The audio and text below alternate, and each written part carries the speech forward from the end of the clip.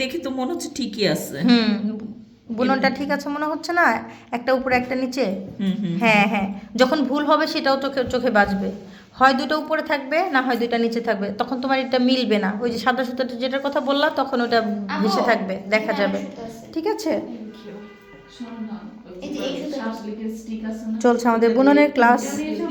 তো বুননের মাধ্যমে আমরা যেটা করি, আমরা বিভিন্ন রকমের ম্যাট তৈরি করি। এটা তো ছোট ছোট করে শেখানো হয় ক্লাসের জন্য, এবং অনেক কালারফুল ইউজ করে করানো হয় যাতে স্টুডেন্টরা বুঝতে পারে যে আমরা কালারফুল কাজগুলো কিভাবে করব। এছাড়া এই ধরনের নকশা করা হয়, এই ধরনের সুন্দর সুন্দর কাজ করা যায় বুননের মাধ্যমে। এবং এই যে আমার এখানে যে ম্যাটটা দেখতে পাচ্ছেন, এই ধরনের ম্যাট আমরা বানাতে পারি, ফ্লোর ম্যাট। এই যে এখানে যে ম্যাটটা দেখতে পাচ্ছেন, এই ম্যাটগুলো আমরা বুননের মাধ্যমে করে থাকি।